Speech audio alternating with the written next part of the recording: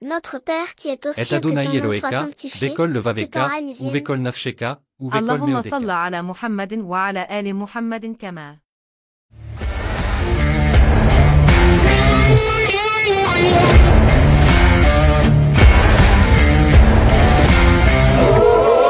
Qui dit religion, dit prière, les deux semblant intimement liés. À quoi servent les prières? Et sont-elles efficaces? Regardons cela de plus près. Une expérience relativement simple a été réalisée afin de vérifier leur efficience. Laissez-moi vous la résumer. Dans un service de cardiologie aux États-Unis, on a divisé un groupe de patients en 3 sous-groupes. Même pathologie, même opération et même protocole médical. Le premier groupe fut un groupe témoin pour lequel on pratiqua des soins selon les techniques médicales habituelles. Pour le deuxième groupe, on demanda en plus à des paroissiens de prier régulièrement pour les malades, mais on n'en informa pas les patients. Le troisième groupe fut mis au courant que l'on disait des prières pour leur rétablissement. Le résultat fut éloquent, aucune différence entre le premier et la deuxième cohorte, la prière n'a eu donc aucun effet sur l'état de santé des patients pour lesquels on avait prié. Pour le troisième groupe, paradoxalement, l'état de santé des malades fut globalement bien moins bon que dans le groupe témoin. La prière serait-elle néfaste? Non. Simplement l'angoisse de savoir que l'on priait pour eux, fit penser aux malades que leur état de santé était très grave, et donc, cela augmenta leur angoisse, leur pression sanguine et leur stress, bref, cela exerça une influence délétère. Que nous dit cette étude?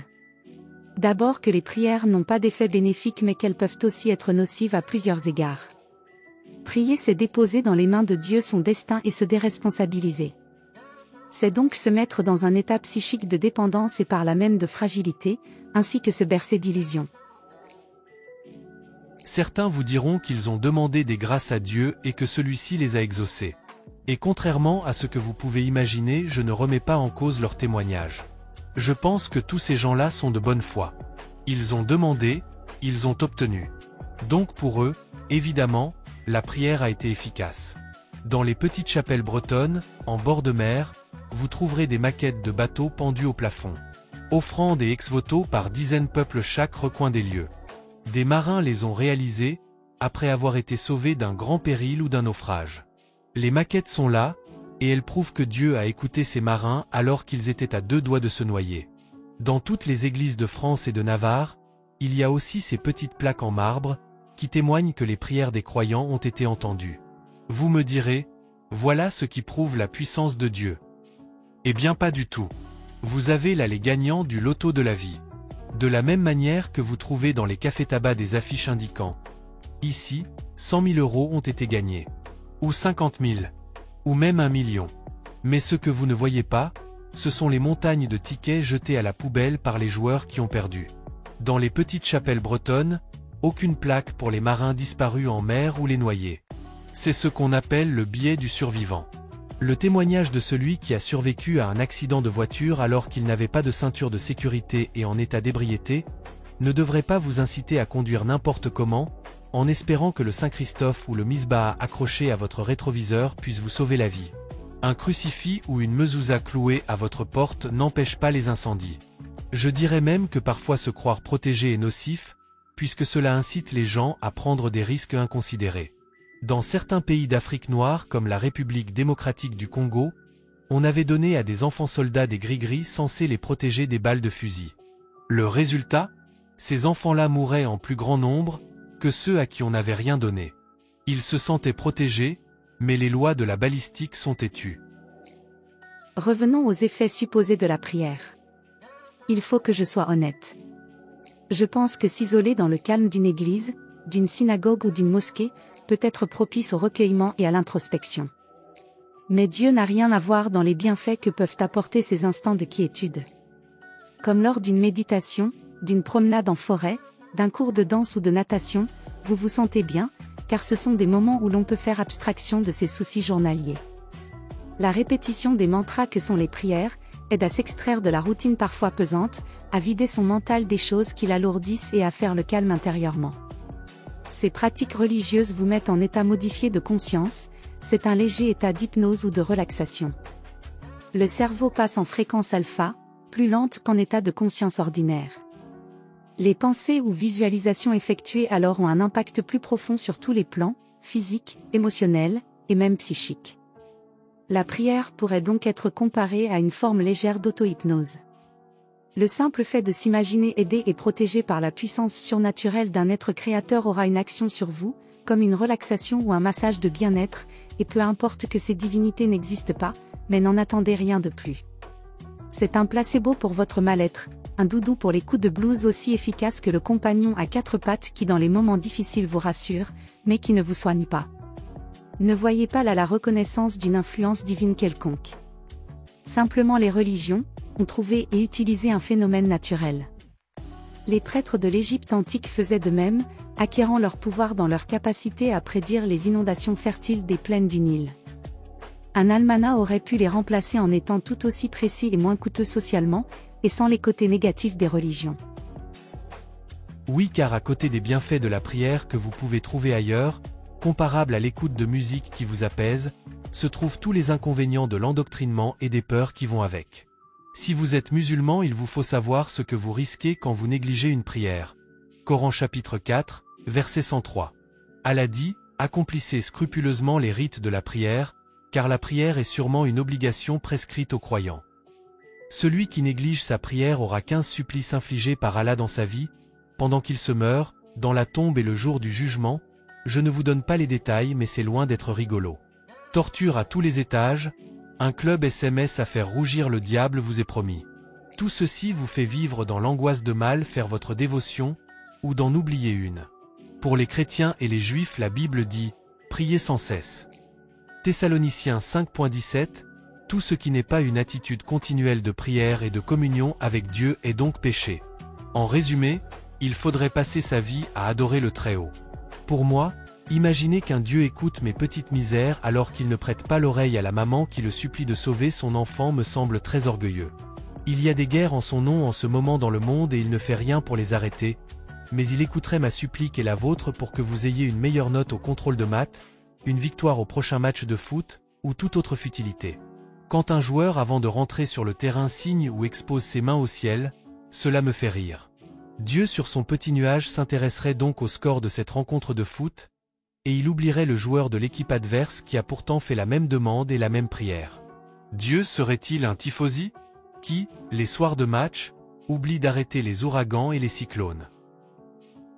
Quand vous priez, ne faites-vous pas un péché d'orgueil en imaginant que Dieu vous écoute, vous?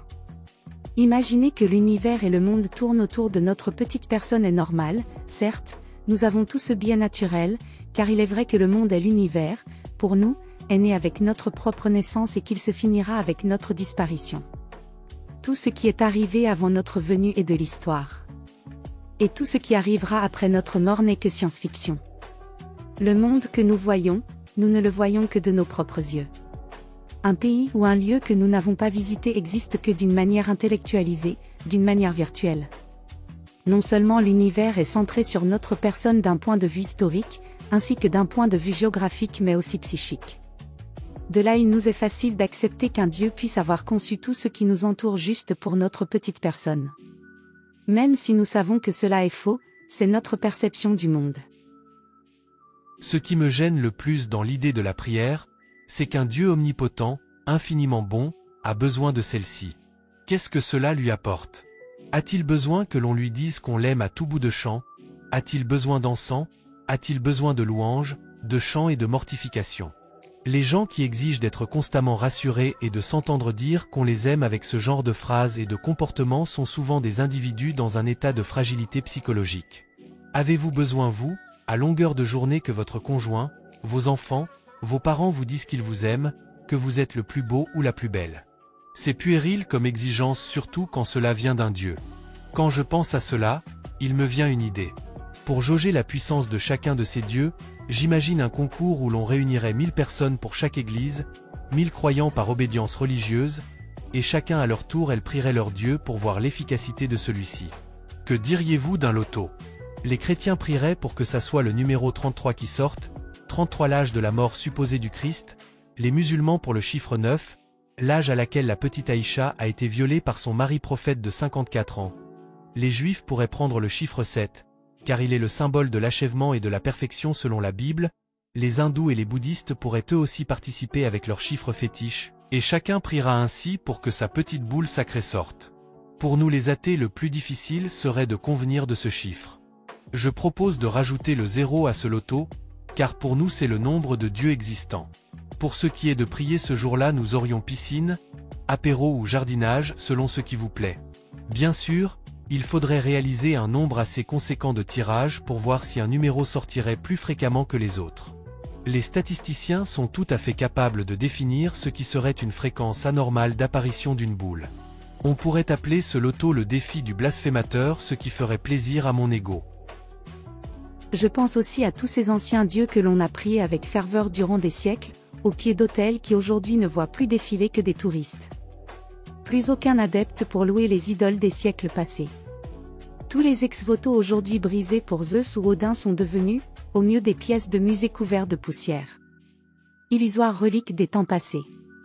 Qui pense encore à Inanna, la plus ancienne déesse connue de tous les temps, où sont les fidèles qui étaient prêts à mourir pour Lugh, le plus puissant dieu gaulois? Il n'en reste rien. Ce ne sont pas les dieux qui ont donné la vie aux hommes, mais les hommes qui font vivre les dieux. Et quand ils disparaissent de la mémoire des humains, les dieux s'évaporent dans le brouillard de l'oubli. Vous me direz que tout ça est normal car ce n'était pas le vrai Dieu qui était vénéré. Alors que le vôtre est incontestablement le bon. Pourtant, il n'y a aucun élément en faveur de celui que vous suppliez qui n'ait pu être utilisé par l'adepte des idoles déchues. J'attends toujours qu'un croyant me donne un argument en faveur de son Dieu qu'il ne puisse pas être donné par le croyant d'une autre religion. Le temps que vous passez à prier, passez-le à aider les autres, ce ne sont pas les causes qui manquent pour améliorer la vie de nos contemporains. Peut-être le faites-vous déjà, mais vous pourriez y consacrer plus de temps. Quand vous faites cette bonne action ou donnez l'aumône, le faites-vous pour votre prochain ou pour vous acheter une bonne place dans l'au-delà, car c'est ce que disent les textes. Si un Dieu existe, faisons ensemble cette expérience de pensée. Il devrait accueillir dans son paradis plus facilement celui qui a soulagé la misère de ses frères humains sans croire en lui, plutôt que celui qui s'est prosterné, agenouillé, s'est couvert de cendres, ou a dodeliné suffisamment longtemps sa tête pour lui plaire. Quand je vois toutes les richesses accumulées durant des siècles dans les églises, les synagogues et les temples, je me dis que l'argent aurait été mieux dépensé pour ouvrir des hôpitaux ou des universités. Le résultat aurait été bien plus concret. Cette semaine, je vais prendre plus de temps pour vous inviter à découvrir une chaîne YouTube d'une ancienne musulmane qui a dû quitter son pays sous la pression des islamistes. Bon, je pense que vous la connaissez déjà, et que vous avez peut-être entendu parler de l'altercation dont elle a été la victime au cœur de Paris il y a quelques jours. Adélaxia milite pour le droit de porter ou de ne pas porter le voile, et par provocation elle a osé se couvrir les cheveux, tout en portant une robe qui laissait voir ses jambes. Je vous laisse aller voir sa vidéo si vous voulez en savoir plus, le lien sera en description. Vous savez que ma position est pour une interdiction de tout signe religieux dans l'espace public. J'ai fait une vidéo à ce sujet. Je suis sur une ligne dure de laïcité. Je diffère en cela avec d'autres apostats ou athées qui ont une approche plus anglo-saxonne du vivre ensemble. Et oui, nous n'avons pas la même vision, nous n'utilisons pas les mêmes outils ou les mêmes armes pour lutter contre le cancer des croyances moyenâgeuses, mais notre combat est le même. J'ai diffusé sur ma chaîne la vidéo de cette jeune femme la semaine dernière, ce qui m'a valu une perte d'abonnés non négligeable, et la suggestion de mes vidéos a considérablement chuté. Pour stopper l'hémorragie, je l'ai supprimée à regret. La perte d'abonnés n'a pas d'importance, ce qui compte c'est la diffusion du message. Si je désirais avoir des milliers de vues, voire des millions, je ferais des vidéos de chats, ou des bêtisiers avec des gens qui tombent ou qui reçoivent de la peinture sur la tête, mais ce n'est pas mon but. Allez voir la vidéo d'Adélaxia, et laissez un message de soutien de ma part, ça serait sympa pour elle et pour moi. Nous sommes unis malgré nos divergences. Une fois de plus j'ai blasphémé, et je le ferai de nouveau avec joie sur un autre sujet d'ici peu. Mais d'ici là n'oubliez pas que c'est un droit qui meurt quand vous ne l'utilisez pas. Si vous voulez encourager notre travail, un pouce, un abonnement, un commentaire, voilà ce qui nous aidera.